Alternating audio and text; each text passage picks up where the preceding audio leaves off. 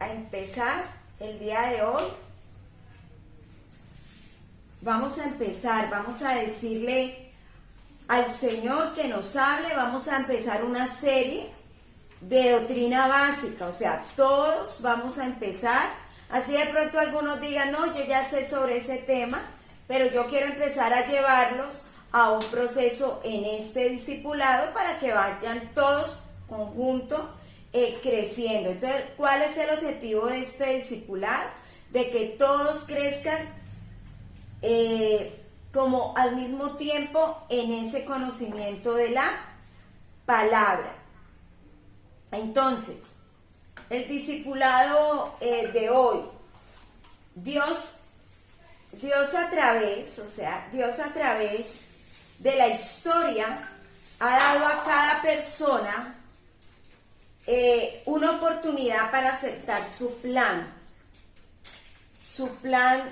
eterno de salvación. Es decir, que hoy vamos a hablar de la salvación y la vida eterna. Tristemente mucha gente lo ha rechazado y por tanto todos aquellos que rechacen la salvación que ofrece el Señor Jesucristo pues van a sufrir eternamente. Recibir a Cristo como tu Salvador personal es la decisión más importante que pudiste tomar en la vida. Entonces, cuando yo entiendo esto, cuando yo entiendo que Dios me llamó y que es una decisión tan importante, pues puedo entender que Él quiere que yo tenga una vida eterna en lugar de ir al infierno.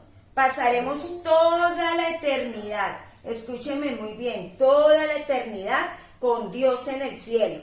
Ahora tu vida ya no será en vano, pues tienes una razón para vivir. Entonces cada uno repita ahí conmigo, tengo una razón para vivir, ¿sí? El vacío que tenías en tu corazón ha sido lleno por Cristo Jesús. O sea que cuando tú aceptaste al Señor en tu corazón, Él viene a llenar ese vacío, se une a tu espíritu, con el Espíritu Santo, para poder que tenga vida tu espíritu. Entonces, ese vacío que había en tu corazón ha sido llenado por Cristo. Jesús es el número uno. El enemigo número de Dios y de los cristianos es el diablo.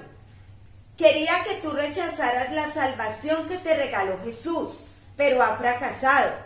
No obstante, desde ahora, el maligno hará todo tipo de esfuerzos para evitar que tú estés cerca de Dios y tratará de impedirte que cumplas con el plan que Dios tiene para tu vida.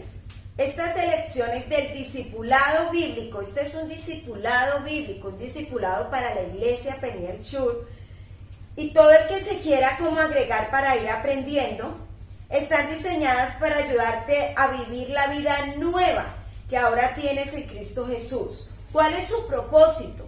Para que anotes ahí. Primero, que entiendas cuál es tu nueva relación con Dios. ¿Cómo comunicarte con Dios? ¿Cómo aplicar principios bíblicos a tu vida? Y cómo tu vida puede ser testimonio firme y fuerte de la gracia de Dios. Sea que tú hayas sido salvo recientemente, o sea, tú puedes ser que apenas aceptaste a Jesús unos meses, o que hayas sido cristiano por años. El entender estos principios te ayudará a establecer un fundamento sólido en tu vida, por medio del cual puedas aprender a disfrutar una vida victoriosa en Cristo Jesús. Entonces diga, yo soy victorioso en Cristo Jesús, mi Señor y mi Salvador. Entonces, ¿cuál es el tema y cuál es la lección número 2? ¿Quién me recuerda cuál fue la número 1? Hablamos sobre el crecimiento, ¿no? Ese crecimiento en Dios. Ahorita vamos a hablar, este segundo discipulado es sobre la salvación.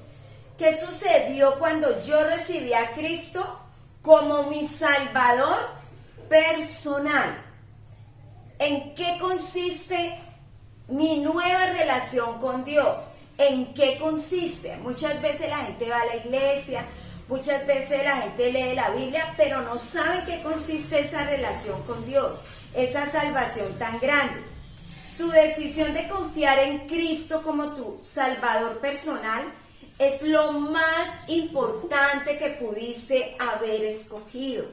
Entonces, cuando tú entiendes eso, tal vez en este tiempo todavía no habías entendido el verdadero significado de lo que sucedió en tu vida. Entonces, como resultado de esa decisión, el propósito de esta lección del discipulado es explicarte brevemente lo que sucedió en tu vida. Recibiste a Jesús y como tu decisión, esa decisión ha afectado tu relación básica con Dios. Entonces vamos a mirar cómo así que afectó esa relación. Existen solamente dos familias en el mundo, la carnal y la espiritual. Entonces vamos a hablar de la primera, la familia carnal, es decir, la familia humana, donde tú naciste, donde tú tienes el ADN de tu papá y de tu mamá. Entonces, la Biblia dice que Dios es el autor de la familia, de esa familia humana. Y eso está en Génesis 1:28. ¿Quién lo lee? Alguien que me lea Génesis 1:28. Dice, y los bendijo Dios y les dijo, fructificad y multiplicaos, llenad la tierra y sojuzgadla. Es decir, Y señorear. Es el mar, en las aves de los cielos y en todas las bestias que se mueven sobre la tierra. Bueno, Amén. Amén. Entonces mira lo que dice. Y les dijo, creced y multiplicaos, fructificad y multiplicaos. Es decir, que tengan hijos, nietos, bisnietos. Esa es la primera familia que nosotros tenemos. Todos entramos a la familia humana por medio del nacimiento físico, a través de nuestro padre y nuestra madre humana, quien también es descendiente de ese Adán. En Génesis 5:3 muestra que los descendientes de Adán nacieron a su semejanza pecaminosa, ¿sí? Conforme a su imagen pecaminosa. Entonces, todos heredamos la naturaleza pecaminosa de nuestro padre Adán. Alguien que me lea Romanos 5:12. ¿Quién lo lee? Dice, por medio de un solo hombre, el pecado entró en el mundo, y por medio del pecado entró la muerte. Fue así como la muerte pasó a toda la humanidad, porque todos pecaron. Entonces, mire, amén, mire lo que dice Romanos 5:12. Entonces, lo primero que yo debo entender, ¿qué es lo primero que yo debo entender? Que todos, por el pecado de Adán, toda la generación humana, todos los humanos, nacieron con esa parte de la descendencia humana. Y en Romanos 6:23 dice, porque la paga del pecado es muerte. ¿Qué es el pecado? Estar apartado de Dios, hacer las cosas como a mí me dé la gana, como yo quiera. Y en 1 Corintios 15:22 dice, en Adán, por el pecado de Adán y Eva, todos mueren. Entonces, cuando yo entiendo esto, y cuando yo entiendo esa primera parte, entiendo que mi vida espiritual ya no es por Adán, sino que es ¿por quién? Por Jesús. Entonces, ¿queda claro lo de la familia humana? ¿Quedó claro? Es decir, que todos los seres humanos dice que están destituidos de la gloria de Dios por el pecado. Y cuando yo acepto a Jesús, viene la segunda parte, la familia espiritual. Entonces coloque la familia espiritual o de Dios. Dice Juan 1:12 y 13. ¿Quién lo lee? Juan. Bueno, dale, David. ¿Qué dice? Cuando lo recibieron, a los que creyeron en su nombre, les dio la potestad de ser llamados hijos de Dios. Bueno, entonces, por esa razón, por lo que dice en Juan 1, 12 al 13. ¿Qué dice el versículo 13? Ellos nacen de nuevo, no mediante un nacimiento físico, como resultado de la pasión o de la iniciativa humana, sino por medio de un nacimiento que proviene de Dios. Entonces, cuando yo entiendo eso, ya puedo entender que la familia espiritual, esa familia espiritual que es la de Dios, ya viene a ser la parte espiritual, es decir, que somos los cuales no son engendrados de sangre humana, ni de voluntad de carne, no es por la unión carnal entre un hombre y una mujer, sino de Dios, porque es un nacimiento espiritual. Entonces, ¿qué pasa en ese nacimiento espiritual? Es cuando tú haces esa oración y con tu boca tú aceptas a Jesús. Y tú dices, Señor Jesús, perdona mis pecados, entra a mi vida, toma mis problemas. Cuando tú hiciste eso, pasaste a tener una familia espiritual. Amén. ¿Cuántos somos de esa familia espiritual? Levante ahí su manita. Amén. Y ahorita en nuestra iglesia Peniel Shur. Entonces nosotros comenzamos a entender que entramos a la familia de Dios por medio de un nacimiento espiritual, a través de tu Padre espiritual. ¿Qué dice Juan 3:3? ¿Quién lo quiere leer? Juan 3:3. Amén. Bueno, Eliana, ¿qué dice? De cierto, Amén. de cierto, Sí. de cierto te digo, el que no naciere de nuevo no puede ver el reino de Dios. Bueno, entonces comencemos porque el tema de hoy es la salvación. Entonces, eso es doctrina básica fundamental que todos deben de saber. Dice en Juan 3:3, de cierto te digo que el que no naciere de nuevo, y la única forma de nacer de nuevo es cuando tú te arrepientes de tus pecados, tú haces esa oración de fe, tú dices que el Señor entre a tu corazón, ahí viene ese primer nacimiento. Amén. Entonces, no puede ver el reino de Dios. Una persona que no haya aceptado a Cristo no entiende. ¿Por qué? Porque el que empieza a convencer de pecado es ¿quién? El Espíritu Santo. Repita ahí conmigo, el Espíritu Santo. El Espíritu Santo es el que hace que tú comiences a cambiar, el que empieza como a decirte, mira, no hagas esto porque esto no le agrada al Señor. Es el que te redarguye. Entonces tu nuevo nacimiento comienza a partir cuando tú aceptas a Jesús en tu corazón. Y yo los invito, y los que no lo hayan hecho, que ustedes en esta noche puedan decir, Señor, perdona mis pecados, entra a mi vida, toma control de mi corazón y de mi alma, apunta mi nombre en el libro de la vida y no lo borres jamás. Este nuevo nacimiento te coloca en la familia de Dios, exactamente la misma forma que tu nacimiento físico te ubica en la familia de tu mamá y de tu papá. Ahora eres hijo de Dios por nacimiento espiritual. Ahora ya entienden por qué no todo el mundo es hijo de Dios. ¿Sí o no? ¿Queda claro? ¿Qué pasa con las otras personas?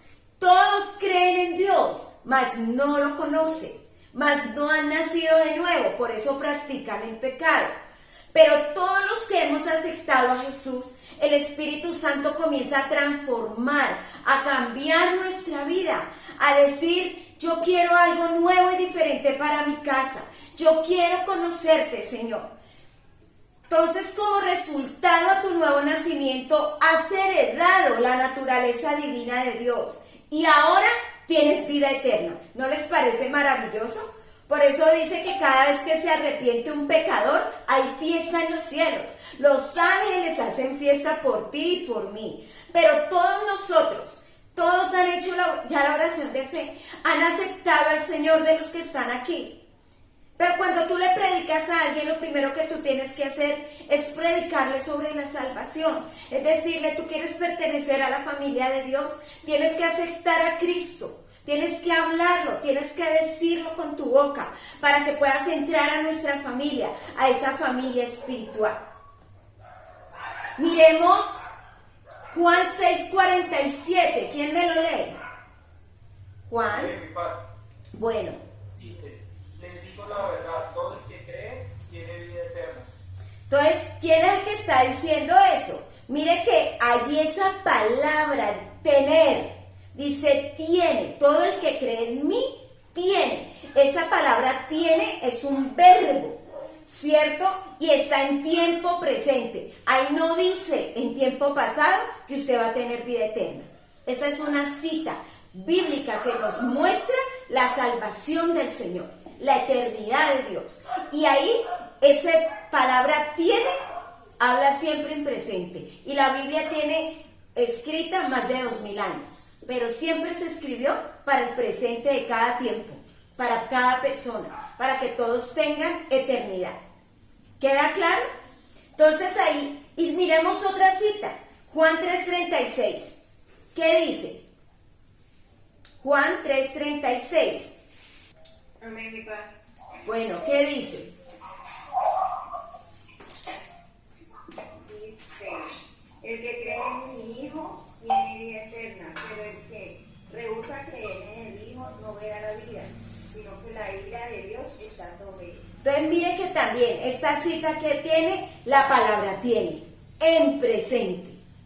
Entonces viene y dice, el que cree en mi Hijo, el que cree en el Hijo, tiene que vida eterna. Por eso tenemos la seguridad de que nosotros vamos a tener esa vida eterna. Y en primera de Juan 5:12, primera de Juan 5:12, dice, el que tiene al Hijo, tiene la vida. Una vez, otra vez miremos que esa cita bíblica tiene un verbo, tiene esa palabra que dice tiene. ¿Y qué tiene? Vida eterna. Entonces repita ahí conmigo, yo tengo vida eterna. Amén. Por eso es tan importante entender esa salvación tan grande. Como segundo punto, el estar en la familia de Dios te separa espiritualmente de los que no son cristianos. ¿Cómo así? Usted puede hablarle al resto del mundo, pero usted debe entender que usted es hijo de Dios. Y solo por usted ser hijo de Dios, Dios lo separa a usted de qué?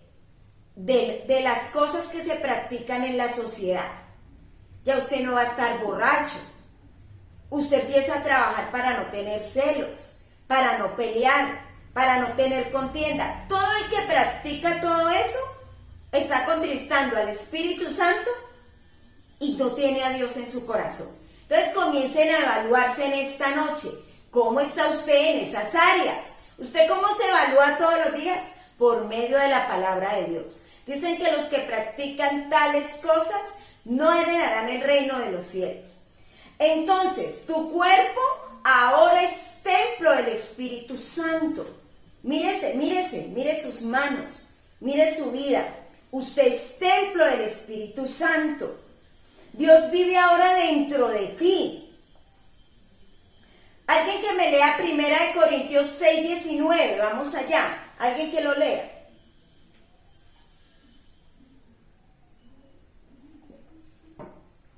¿Qué dice?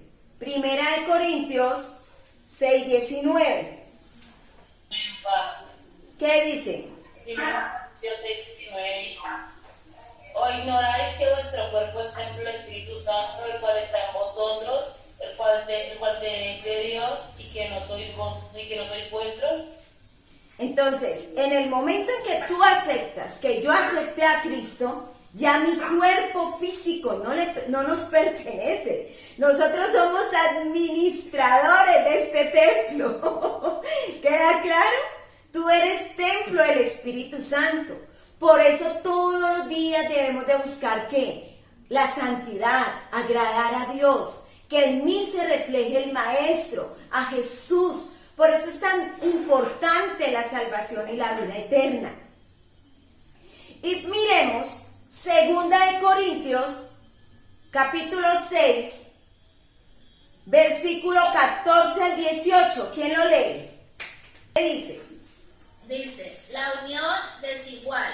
No participen en nada de lo que hacen los que no son seguidores de Cristo. Lo bueno no tiene nada que ver con lo malo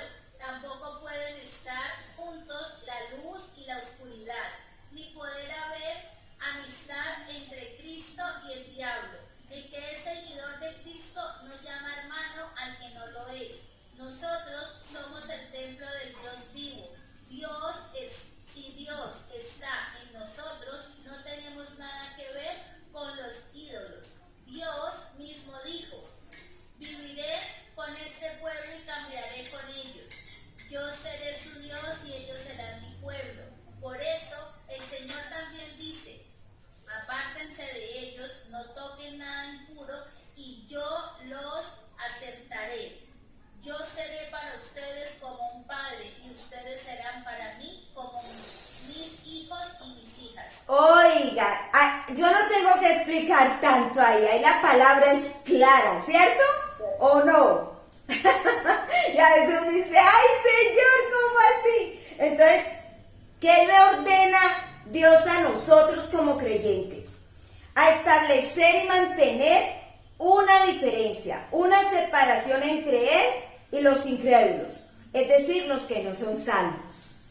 ¿Cómo hago yo para ser salvo? Pues aceptando a Jesús como mi único y suficiente Salvador. Yo te invito e invito a todos los que están viendo este discipulado, que acepten a Jesús. Es maravilloso estar con Él. Y con todos ustedes que son de la iglesia, pues los invito a que llamen, inviten, prediquen, háblenle a su familia, a sus amigos. Vea, usted necesita a Jesús, necesita cambiar su vida. Él nos da paz. ¿Cuántos creen que nos ha dado paz el Señor? Amén, ¿cierto? Dios cambia. Esta nueva vida se encuentra perfectamente resumida para ti. ¿En dónde? En 2 Corintios 5, 17 al 18. Y se lo voy a leer yo. Dice, de modo que si alguno está en Cristo, nueva criatura es. Las cosas viejas pasaron, he aquí todas son hechas nuevas. Y todo esto proviene de Dios, quien nos reconcilió consigo mismo por Cristo y nos dio el ministerio de la reconciliación. Reconcíliate con el Señor. Y en esta noche digámosle, Señor, cada día quiero estar bien contigo, quiero reconciliarme contigo, pero si tú no conoces al Señor y no conoces de Dios porque siempre has dicho qué pereza, es que eso prohíben, qué caso, qué cambio, empieza a decirle al Señor, Señor, yo hoy me quiero reconciliar contigo, yo quiero que la paz tuya me inunde y quiero conocerte. Amén y amén. Y como tercer punto, ¿en qué consiste ahora mi relación con Dios? Esa pregunta es para ustedes. Ahora, ¿en qué consiste su relación con Dios? Ahora Dios es tu Padre Celestial y tú eres hijo de Él. Entonces, ¿cómo empieza tu relación con Él? Porque es que a veces a uno le predican, a uno le enseñan, pero uno cree que es con el líder directamente. Y sí, el líder o la persona te enseña, pero tú eres hijo es de Dios y tienen padres espirituales aquí en la tierra, claro, la persona que te predicó, que te enseñó, pero ¿a quién tienes tú que empezarte a referir y empezar a mostrar?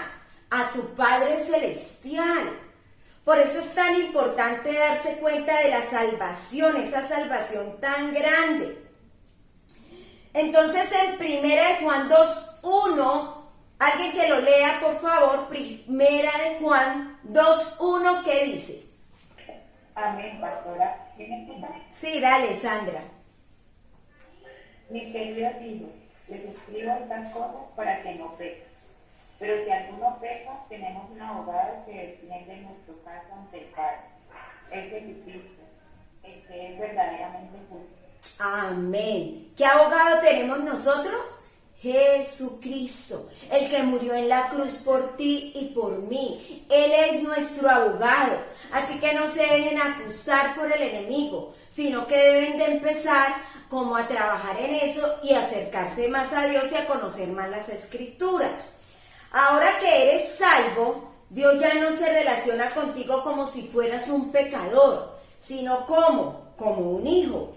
Dios se relaciona contigo como un hijo. Y eso es algo que tú debes de entender. Siempre. La relación entre Dios y tú puedes verla 9 veces o muchas veces en relación terrenal entre un padre y su hijo. Se los voy a mencionar. Primero, Un buen padre ama a su hijo y se preocupa por él. Primera de Pedro 5:7. Los que anotan, lo voy a ir diciendo y ustedes lo anotan. Un buen padre ama a su hijo y se preocupa por él. Primera de Pedro 5:7. Segundo, un buen padre protege a su hijo. Mateo 18:6. Es decir que si eso lo hacemos humanamente, imagínese Dios. Dios nos protege a nosotros. Un buen padre provee para su hijo. ¿Cierto? Filipenses 4:19. Vuelvo y repito. Un buen padre ama a su hijo. Primera de Pedro 5:7. Un buen padre protege a su hijo. Mateo 18:6. Un buen padre provee a su hijo, Filipenses 4:19, y un buen padre guía a su hijo y le enseña, Juan 14:26 y Juan 16:13. Mire que mirando estas citas, todo lo que Dios hace con nosotros como hijos. Pero si tú no te crees hijo, pues no vas a poder recibir esta revelación y esta salvación tan grande. Te detienes a hacer cualquier otra cosa, a juzgarte, a quejarte, a dañarte, pierdes la fe. ¿A cuánto les pasa eso? ¿A cuánto les ha pasado eso? Levánteme el dedito, la manito ahí. Pero cuando tú entiendes el rol que tú tienes con Dios, tú entiendes que Dios hace esto contigo. Y por eso vas a cuidar más tu salvación. Un buen padre ayuda a su hijo. Salmo 46:1. Un buen padre anima a su hijo. Filipenses 4:13. ¿Cuántos saben esa cita? Todo lo puedo en Cristo que me fortalece, ¿cierto? Filipenses 4:13. Es decir, que Dios nos anima. Un buen padre disciplina a su hijo. Es decir, que Dios no es permisivo. Hebreos 12:6. Un buen padre alimenta a su hijo. Mateo 4:4. Y por último, que yo le dije que había 9 punticos, así muy rápido. Un buen padre tiene un plan para su hijo. Tú y yo somos hijos. Y Dios tiene un plan, un propósito contigo aquí en la tierra. Romanos 8, del 28 al 29. ¿Cuál es el plan y el propósito que Dios tiene para ti? Primero, la salvación. La salvación de tu alma, la salvación de tu familia, la salvación de muchos que estén a tu alrededor, de tus amigos, de tu familia, no sé, de la cantidad de personas que Dios coloca alrededor tuyo todos los días de tu vida. Por eso hay que predicar con hechos, hay que predicar con tu vida, cómo hablas, cómo te expresas. ¿Amén? ¿Amén o no amén? ¿Qué es fácil? No es fácil. Eso no es fácil. Pero a medida que tú lees la palabra, a medida que tú oras, a medida que tú conoces al maestro, ¿qué sucede? Te empiezas a enamorar. Cuando uno está enamorado, uno hace lo que sea por ese que se enamora. ¿Es así o no? Si tiene que ir a donde sea, a millas. Pero si tú te enamoras de Dios, vas a millas, a multitud de lugares y no te importa nada. No hay excusas para buscarle, para predicar, para enseñar del Señor y para mostrar que Él da la vida eterna. Amén. Un buen padre jamás hará algo maligno para lastimar a su hijo. O sea que las malas cosas que vienen, muchas veces uno dice, Dios, ¿por qué tú lo permites? O tú, ¿por qué me haces eso? Yo quiero decirte que no lo hace Dios. Algunas cosas son por tus malas decisiones. Aquí recuerdo mucho mi frase, una acción trae una reacción igual a una consecuencia. Pero hay otras cosas que pasan porque el diablo se intromete, vienen cosas espirituales que quieren dañarte para que tú no tengas una buena relación con Dios. Unas cosas son por mí y otras cosas son por el mundo, una sociedad, y por lo espiritual, el diablo. Y otras cosas es porque Dios permite eso, porque yo le solté la mano y yo quise hacerle las cosas a mi manera, no como Dios lo dice. Amén. Un buen padre terrenal hará que, por lo menos aquí yo veo varias mamás y los papás que están aquí. Un buen padre terrenal hará solamente aquellas cosas que ayuden a su hijo a crecer y a madurar. Los que son papás aquí, ¿cuándo le dieron una pelita al hijo? Y usted lo ama, ¿cierto? Pero usted le tocó dar ¿qué? Pelita, para poder ¿qué? Que aprenda. ¿Es así o no? Entonces así pasa con Dios. A veces Dios dice, es que este no aprende por aquí, entonces hagámosle por acá, porque si no quiere por aquí, pues le voy a hacer por acá para que aprenda. ¿Cuántos están pasando por un proceso de prueba, o de dolor, de tristeza, de desengaño? Se siente herido, defraudado, cansado, harto. Pues yo quiero decirte que tienes que pasar eso, porque tu meta es el cielo, porque tu meta es llevar a otros a que conozcan de Jesús, porque tú tienes un propósito aquí en la tierra, primero porque eres hijo, y segundo porque tú eres un embajador del reino de los cielos aquí en la tierra. Entonces debes siempre entenderlo. Cuando tú entiendes esto, a diferencia de los padres terrenales que a veces nos equivocamos porque somos humanos, Dios jamás comete un error en sus tratos con sus hijos. Leamos Mateo 7:11. ¿Qué dice Mateo 7:11? Así que si ustedes, gente pecadora, saben dar buenos regalos a sus hijos, ¿cuánto más su Padre Celestial dará buenos regalos a quienes les piden? Entonces dice que si nosotros con tantos errores sabemos dar algo bueno, y bueno, miremos los que son tíos acá. Usted que buscarle a su sobrino algo bueno, usted buscarle algo malo, lo peor, ¿cierto que no? Uno siempre busca darle lo mejor. Ahora, ¿cuánto Dios? Dios quiere darle lo mejor a cada uno de nosotros. A cada uno de los que me están escuchando, yo quiero decirte que si estás pasando por un momento difícil, es tiempo de que comiences a mirar esta salvación tan grande. Y si tú dices, pero es que yo ya acepté a Jesús y voy a la iglesia, entonces tienes que empezar a conocerlo, porque muy seguramente solo crees, porque cuando uno conoce, entiende la palabra de Dios y simplemente va hacia adelante, no se queda en el pasado, sino que él siempre va hacia adelante. Cuarto punto, tú no perdiste tu naturaleza física en el momento de tu nacimiento espiritual, eso es claro, pues aún estás vivo. Ahora tienes dos naturalezas, tu naturaleza humana y tu naturaleza ¿qué? Divina, la parte con el Señor. La antigua naturaleza física, pecaminosa, la imagen de Adán, en el momento en que tú aceptaste a Cristo, pasó a ser la nueva naturaleza espiritual perfecta a la imagen de Dios. Por eso decimos que la sangre de Cristo tiene poder, el ADN de la sangre de Jesús, el ADN espiritual, no el ADN de nuestros padres. Por eso tenemos que empezar a mirar nuestra vida espiritual. Ambas naturalezas están presentes constantemente en nosotros. La naturaleza que te controlará será aquella a la que tú alimentes mejor.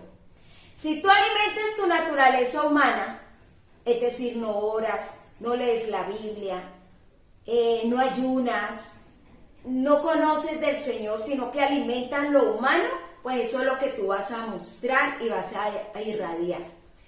Pero si tú alimentas tu vida espiritual, tú oras, tú lees la palabra, tú empiezas a conocer al Maestro, le das la oportunidad al Espíritu Santo que comienza a cambiarte, eso es lo que tú empiezas a reflejar. Empiezas a reflejar al Señor Jesús. Vamos a mirar Colosenses 3, versículo 5 al 10. Dice, hacer morir pues lo terrenal en vosotros, fornicación, impureza, pasiones desordenadas, malos deseos y avaricia, que he sido idolatría. Cosas por las cuales la ira de Dios viene sobre los hijos de desobediencia, en las cuales vosotros también anduvisteis en otro tiempo cuando vivíais en ellas.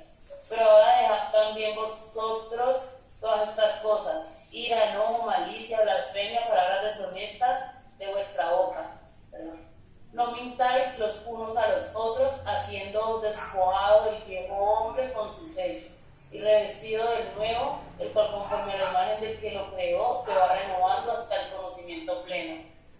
Bueno, yo que los invito a que anoten esta cita y lo lean despacio en su casa, porque ahí empieza Dios a decirte que tienes que empezar a dejar.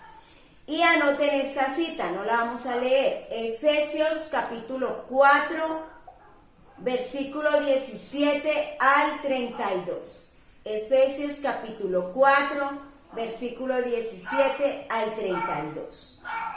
Bueno, ¿qué vamos a mirar? Hay preguntas básicas que todo el mundo hace.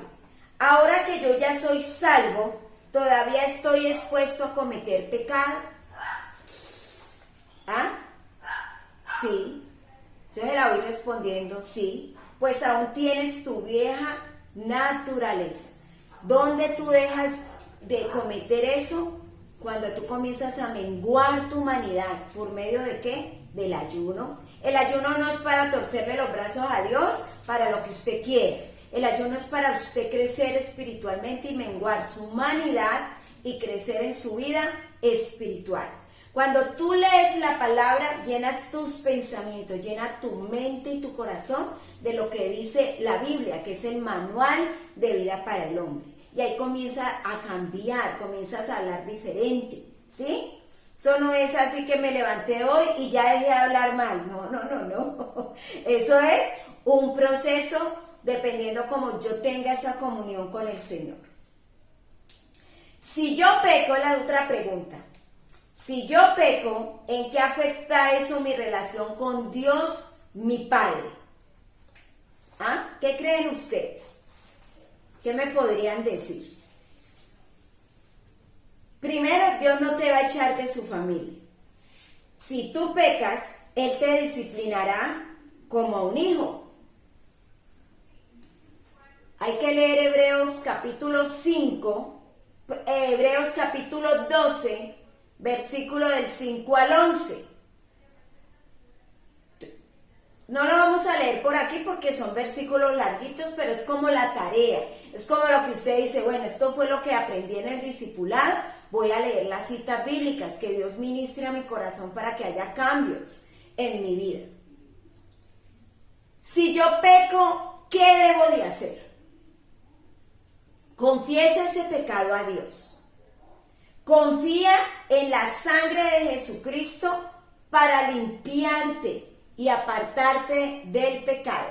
Hay una cita que a mí me mueve mucho desde hace mucho tiempo, que es la de la mujer, que la llevan todos porque dicen, Señor Jesús, esta mujer fue encontrada en el mismo acto de adulterio. Y el Señor está sentado tranquilo y está escribiendo sobre la arena, dice la Escritura. Y Él levanta la mirada y Él dice, el que esté libre de pecado, que tire la primera piedra. Y dice la Escritura que todos soltaron las piedras, porque muy seguramente muchos habían estado hasta con la mujer. ¿Y cuántos estarían pecando y cuántas cosas acabarían de hacer de mal? Y entonces todos se van. Pero lo más increíble es que el Señor se levanta y se acerca a la mujer y le dice, mujer, ¿dónde están los que te acusan? Y dice ella, se han ido, Señor. Y el Señor le dice estas palabras. Entonces, vete y no peques más. Es decir, apártate de ese pecado. Entonces, eso es lo que yo debo de hacer cuando peco. Y si es una debilidad que tú dices es que realmente yo trato y no puedo, eso se llama iniquidad. Es un pecado favorito.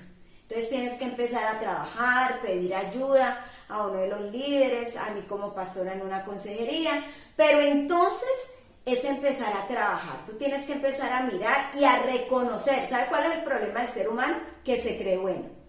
Pero cuando yo reconozco que me equivoco, que soy imperfecto, que el único bueno, santo, real es Dios, yo puedo ir ante la presencia de Dios. Primera de Juan 1.9 dice, ¿quién la lee? Leamos Primera de Juan 1.9, que esa es cortica.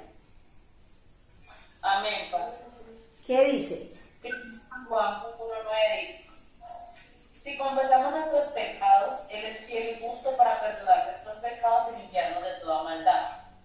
Entonces, mire, Si confesamos nuestros pecados, Él es fiel y justo para limpiarnos de toda maldad, de lo que usted haga. Entonces yo me equivoco, yo soy imperfecto, pero yo tengo que buscar la santidad.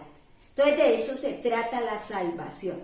La gente está pendiente de otras cosas en la salvación, pero yo quiero hablarte de esa naturaleza divina y esa naturaleza humana que puede ser transformada por el poder del nombre de Jesús. Amén.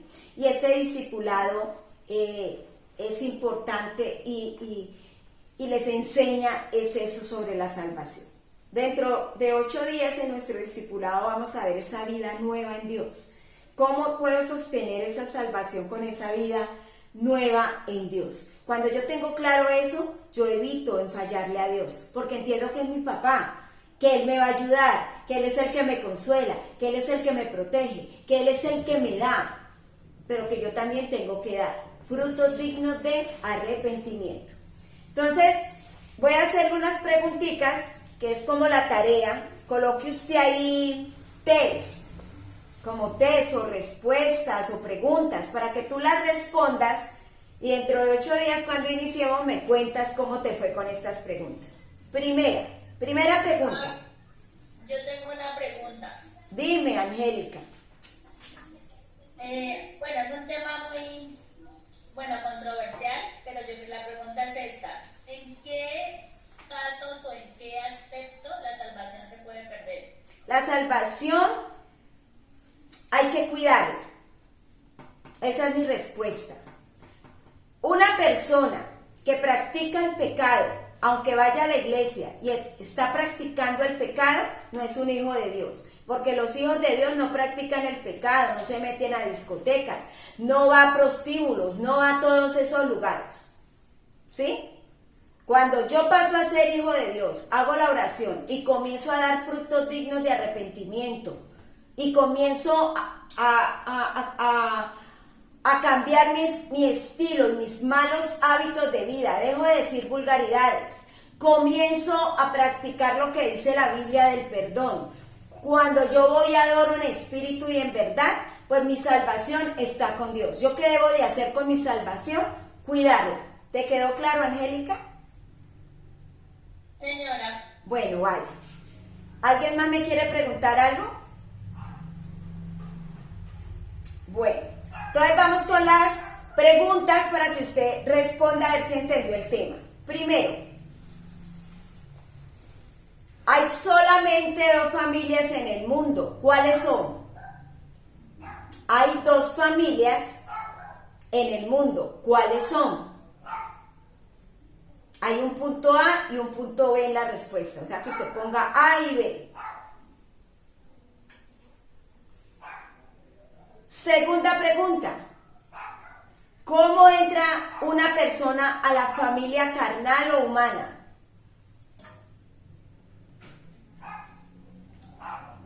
Segunda, ¿cómo entra una persona a la familia carnal o humana? Tercera, ¿cómo entra una persona a la familia de Dios? Tercera, ¿cómo entra una persona a la familia de Dios? Esto es lo que yo les he explicado durante el discipulado. ¿Ah? ¿Cómo entra una persona a la familia de Dios?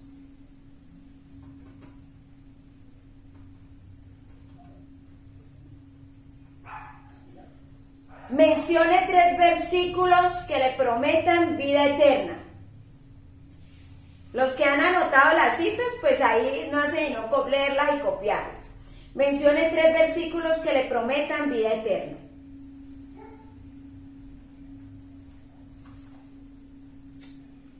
Otrica.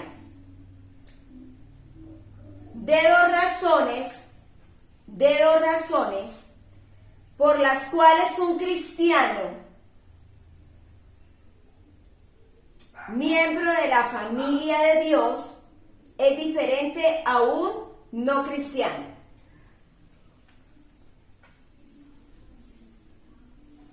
Dejémoslo hasta ahí. Lo que pasa es que nuestros discipulados próximamente pues deben de ser físicos. Entonces ahí yo les pasaría tallercitos para que trabajemos y llenen pues eso, sino que se los dicto para que usted pueda trabajarlo pues allí y que haya entendido. ¿Quedó claro el tema? ¿Sí? Entonces, hoy estuvimos hablando sobre la salvación de una forma general. O sea, lo básico, lo que usted debe saber de doctrina, de principios. Amén. ¿Todo está claro? ¿Tienen alguna pregunta? Ok. Entonces vamos a orar por esa salvación que Dios nos ha dado, porque somos ¿qué? Hijos de Dios. Cierra sus ojitos y vamos a orar. Amado Señor, Padre de la Gloria, presento a Virgelina, a Yesí, a Angélica, a Carmen, a Brian, a Onis, a Hanner, a Diana, a Sandra, a Amanda, a Piedad, a Luzmari, a Isonia Victoria, a Natalia, a Tatiana, a Eliana y a Mercedes, a Dayana, a Cindy y a todas las personas, Señor, que aún no se encuentren. Presento mi vida, Señor, y que seas tú tomando el control. Toma tú el control de cada uno de los que me están viendo, de los que me están escuchando. Espíritu Santo, tú me dices en tu palabra que tú eres el que convence de pecado, que tú eres el que transformas, que tú eres ese abogado, Señor Jesús, ante el Padre, pero que el Espíritu Santo es el que nos transforma y cambia nuestra vida. Hoy oro por cada uno. Les bendigo en el nombre del Padre, del Hijo y con la unción del Espíritu Santo. Que Dios les continúe bendiciendo por siempre. Amén y amén. ¿Cuáles son